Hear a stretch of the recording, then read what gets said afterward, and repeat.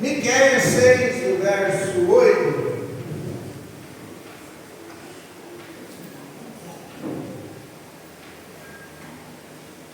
Miqueias, capítulo 6, versículo 8.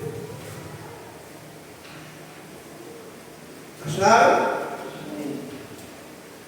Ele te declarou ao homem que é bom, o que é que o Senhor pede de ti, senão que pratiques a justiça, ames a benignidade e andes humildemente com o teu Deus. Amém? Glória ao Senhor nosso Deus e Pai, venha falar conosco, venha nos abençoar, derramar o teu Espírito sobre nós. Fala com a tua igreja e com o teu povo em nome de Jesus. Pode se sentar, irmãos. Irmãos, o que o Senhor exige de cada um de nós? Pastor, mas Deus exige muita coisa de nós. Irmãos, o pior que não exige. Deus é maravilhoso, mas Ele exige muito pouco de nós. Pelo muito que Ele fez, tá? Né?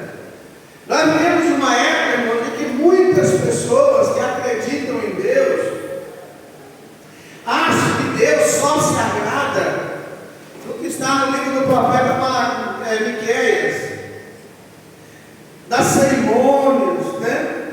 E as igrejas estão voltando às velhas práticas. Temos visto muitos pregadores pegando coisas lá do Velho Testamento, indo pregar no altar, pastores com que para a cabeça, né? Com o chale do judeu, como se fosse um rabino. Tudo no judaísmo tem um simbolismo, mas o crente não vive de símbolo. O crente vive da palavra do Senhor. Então, no tempo de Miqueias, o povo pensava assim. Olha o versículo 6 e 7 para você ver. Eles perguntavam se Deus agradaria de tanto de holocausto. Tem porventura o Senhor tanto prazer em holocausto e sacrifício? Né? Milhares de carneiros ou rios de azeite? A resposta de Deus é bem clara. Deus quer um coração comprometido acima de tudo. Deus quer uma pessoa que se comprometa, caráter, dignidade. Entendeu? Miqueias resume a vontade de Deus em três exigências básicas que eu e você precisamos. Primeira coisa, praticar a justiça. Praticar a justiça não significa que eu vou ser correto diante de Deus e das pessoas. Eu vou ser correto diante das pessoas. O que é praticar a justiça? Não basta eu saber o que é certo. Eu devo viver e fazer o que é certo. Eu não posso ser como os políticos ou os fariseus da época de Cristo. Falavam da lei, mas não viviam ela. Cristo falou para um deles: embora tu falas as minhas palavras, teu coração está longe de mim. Tem pessoas que conhecem a Bíblia, eles sabem, mas ele não pratica. O que é praticar? Provérbios 21, verso 3. Praticar o que é justo e certo é mais aceitável ao Senhor do que o oferecimento de sacrifício. Aleluia. Já que praticar o que é justo e certo é o melhor diante de Deus, então a justiça se manifesta quando a gente faz o quê? Quando a gente é honesto. Quando a gente tem comprometimento com o Senhor. Como diz 1 Pedro, capítulo 2. Tenha o seu proceder honesto entre os gentios, para que naquilo que eles falam mal de vós, como malfeitores, glorifiquem a Deus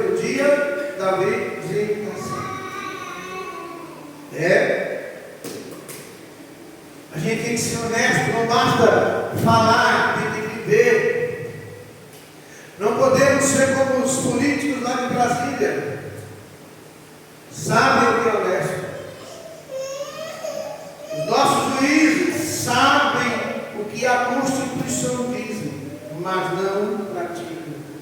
Não põem em prática. Querem interpretar a lei. Eu não vou interpretar a palavra, vou obedecê-la. Eu preciso cumprir com a minha palavra. Isso é praticar a justiça. Tem muito crente por aí, muito servo de Deus, fala uma coisa e vive outra. Com as outras pessoas lá fora é educado, com a esposa é um cavalo, com o marido é um cavalo, né? Com os irmãos, com os parentes é um cavalo. Irmãos, que servo de Deus é esse? Você precisa ser servo de Deus na igreja, em casa, na escola, em qualquer lugar. Porque a Bíblia diz: vigiai e orai, porque não sabeis quando o Filho do Homem virá. Então preciso me comprometer com a palavra de Deus, com a minha palavra também. Lembra que eu disse aqui essa semana? O teu sim tem que ser sim, o teu não tem que ser não? Que passar isso é de procedência maligna. A vida é sim, sim, não, não. Então eu preciso defender, eu preciso tratar a todos com igualdade ou imparcialidade. Eu não posso ser parcial. Não, tem que ser imparcial. Olha Isaías 1,17. Eu preciso ser imparcial com as pessoas. Eu preciso amar a Deus sobre todas as coisas e o próximo como a mim mesmo. Qual que é a grande dificuldade? É que as pessoas não sabem amar-se. Então, se eu não sabe o que é amor próprio, eu não pode amar o outro. Isaías 1,17. Aprendei a fazer o bem, buscai o direito, corrigi o opressor, lutai pelo direito do órfão, defender a causa da viúva. Então eu preciso defender quem é fraco. Eu preciso fazer o bem. Está difícil. As pessoas já não sabem mais o que é fazer o bem sem uma segunda intenção. Estou pegando para um pouquinho de quem é casado aí. A mulher chegou, te elogiou demais, preparou tudo do bom e do melhor. Você pode perguntar: o que foi? O que está querendo? Não é assim? Você cometeu um erro, desiste, não reclamou, não falou nada, tudo errado. Parece que na casa da gente é só o marido que erra. Eu não sei se da sua casa é assim, senhora. Que é só o marido. Não é não? Mas, esse dia eu vi um rapaz falando: rapaz, eu pedi tanto a mulher certa, que eu estou errado em tudo. Ela sempre está certa. E o outro chegou para ele: olha, Sr. João, como é que o senhor consegue ter 40 anos com a minha mulher? O que faz para dar certo? Hoje ela está certa, amanhã também, e depois eu estou errado. Entendeu? Então eu preciso defender o opressor. Eu preciso defender aquele que está necessitado, porque eu sou justo. Se tem uma coisa que Cristo fez, é defender quem precisava. E eu preciso amar a misericórdia. Sabe o que é a misericórdia? Etimologicamente falando, a palavra misericórdia significa ter o coração voltado para a miséria. Quando eu falo de misericórdia, quando eu estou falando de misericórdia, é aquela pessoa que ela tem o coração voltado para a miséria. Ela vê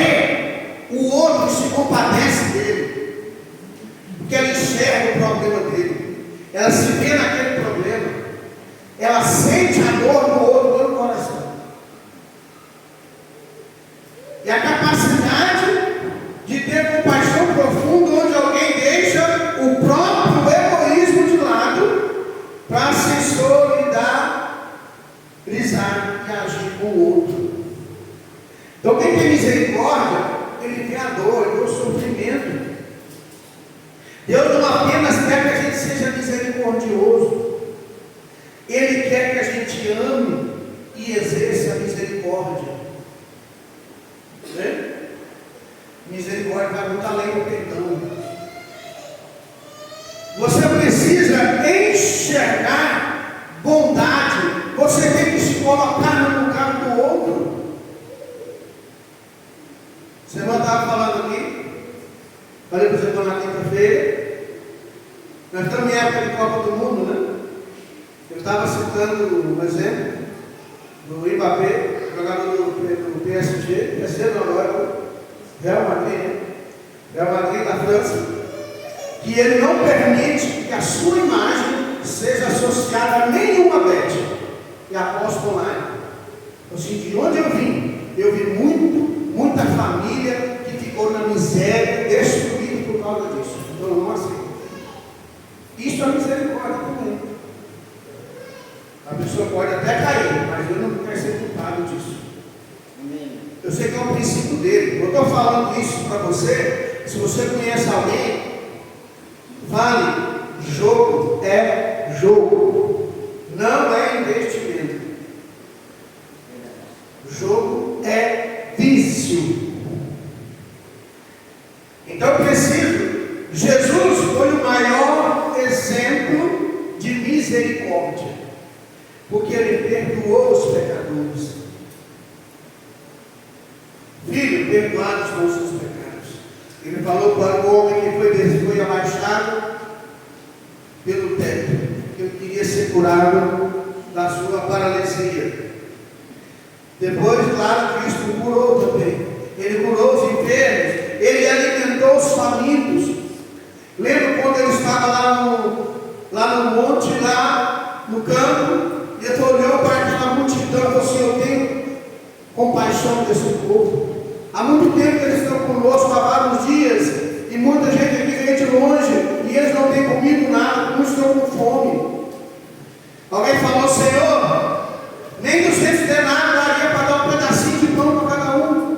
200 denários era o salário de 200 dias de um trabalhador, quase um ano de trabalho. Cristo então perguntou: quantos pães tendes? Olha, tem uma palha, tem 5 pães e 2 peixinhos, o que é isso? Então Jesus abençoou aqueles pães, e o milagre aconteceu e todo mundo saiu da farto, porque ele tinha misericórdia, ele via a necessidade. Jesus viu que eles queriam ouvir a palavra, alguns veio para ser curado, mas mesmo assim, Cristo enxergou lá dentro que muitos deles estavam famintos. Olha que está em Mateus 5:7. Bem-aventurado os misericordiosos, porque alcançarão misericórdia. Você não tem misericórdia, você não vai alcançar misericórdia. Lucas 6:36 está escrito: sede misericordiosos para com os outros. Lucas 6:36. Assim como vosso Pai é misericordioso para convosco. Pensa comigo, já pensou se Deus agisse com o rigor que eu preciso, que eu mereço? Não estou falando de você, estou falando de mim. Já pensou quantos erros a gente comete? Quantas falhas nós temos? Mesmo assim o Senhor é misericordioso para conosco, tem nos abençoado, tem nos protegido, nos guardado. Porque quem experimentou a misericórdia de Deus tem que demonstrar ela. Eu gosto muito daquela parábola dos talentos, onde o homem deveria muito para o Senhor, e ele implorou, e o Senhor o perdoou, e ele saiu dali satisfeito. Passando algum tempo, ele lembrou que alguém devia uma quantia insignificante para ele, e ele mandou prender precisava do dinheiro, estava querendo receber. Ele se esqueceu que a misericórdia o alcançou e ele perdoou. Foi perdoado pelo seu Senhor. Só que nada fica escondido, irmãos. Alguém contou para o seu Senhor, aquele homem, você perdoou aquela quantia enorme. Ele pegou o que devia para ele, mandou prender ele. E disse, só vai soltar se ele pagar tudo. Último centavo. Manda chamar ele. Chamou.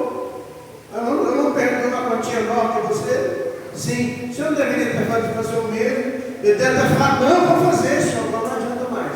Agora eu quero tudo que o senhor me der. Porque não exerceu misericórdia. Seja misericordioso com as pessoas, com aquele que falhar com você, que errar com você. A Bíblia diz: se alguém te bater numa face, volta-lhe a outra. Se te mandar caminhar uma milha, caminha duas.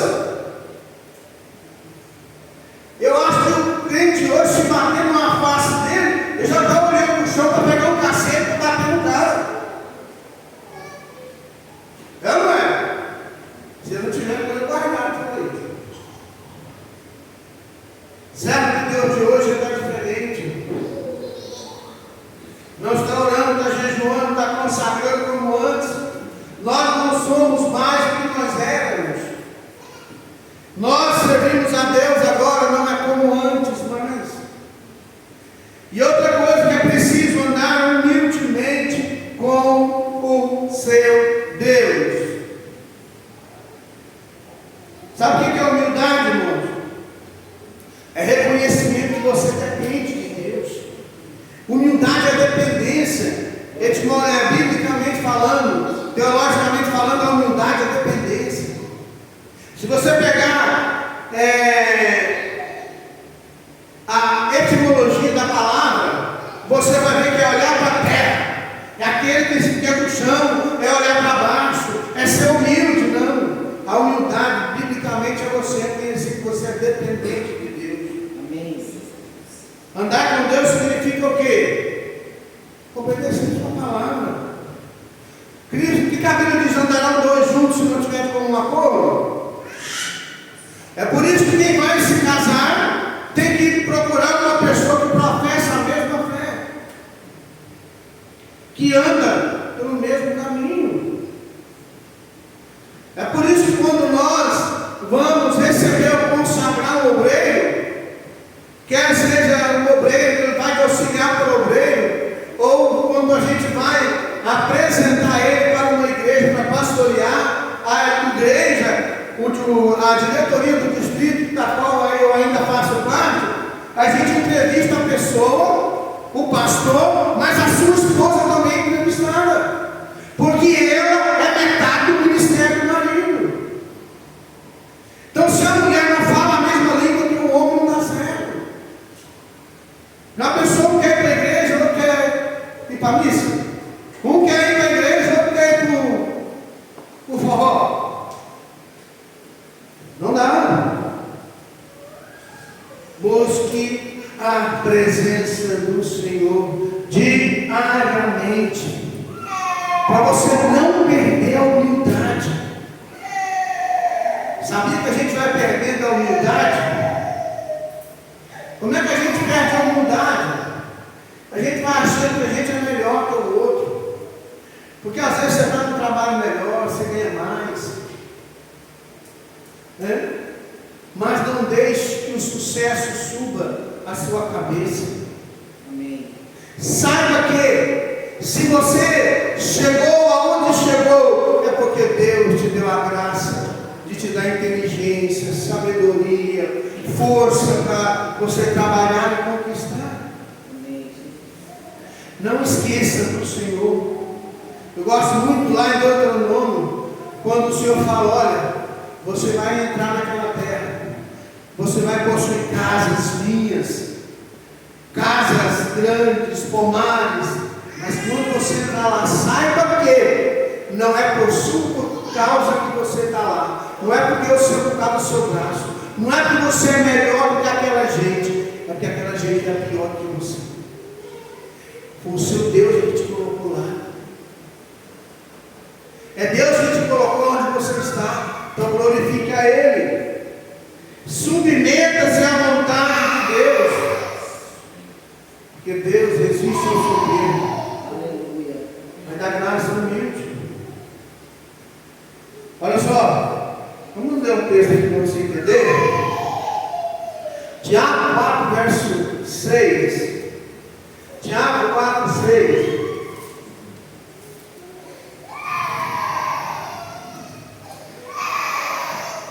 Verso 6 até o 10. Todavia Ele nos outorga graça ainda maior. Por isso declara a Escritura: Deus se opõe aos arrogantes, mas concede graça aos humildes. Portanto, sujeitai-vos a Deus, resistir ao diabo, ele fugirá de vós. Achegai-vos a Deus e resistir em si, e Ele acolherá todos vós. Pecadores, limpai as vossas mãos, e vós que tendes a mente dividida pelas paixões, purificai o vosso coração. Aumenta a noite só um pouquinho. Talvez a sua mente está dividida pelas paixões. Talvez a sua mente está dividida entre a fé e a razão, entre a fé e o ter e o possuir. Pastor, mas esses dois podem caminhar junto? Pode, quando você coloca o Senhor em primeiro lugar. Amém. Você não vai deixar de vir para a igreja para trabalhar. Você não vai deixar de orar para fazer outra coisa. Não, você vai ter tempo para tudo isso. Mesmo porque está na Bíblia. Há tempo para tudo e para todo propósito debaixo do céu.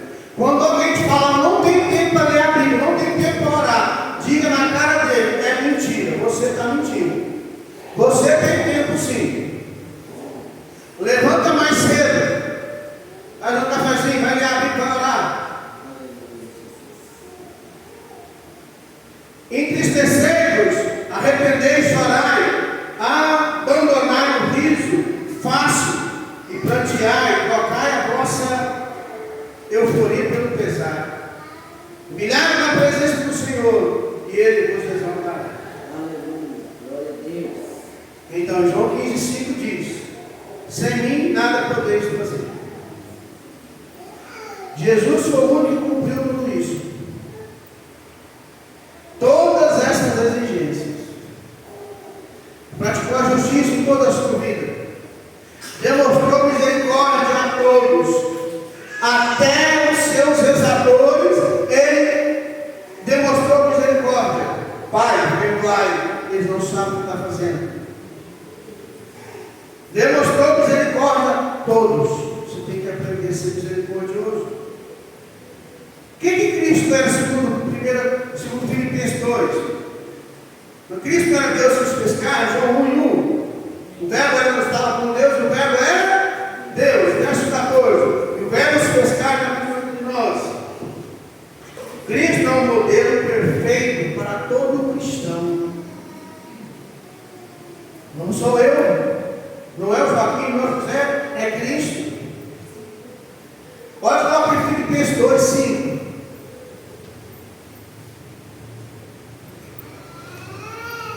Porque Cristo, Ele é o nosso modelo. Tende em vós mesmo, tende em vós o mesmo sentimento que houve também em Cristo Jesus. Você tem que ter esse mesmo sentimento em você. E Deus continua fazendo a mesma pergunta hoje. O que Ele está exigindo de nós? Religiosidade? Não. Também. Ele exige o quê? Praticar a justiça. Ser justo. Amar a misericórdia. Amar fazer o bem. Ter prazer em fazer o bem. Andar humildemente com Deus. Andar humildemente com Deus é saber, olha, a minha vida pertence a Deus. Quando vivemos assim, irmão, não tem como dar errado.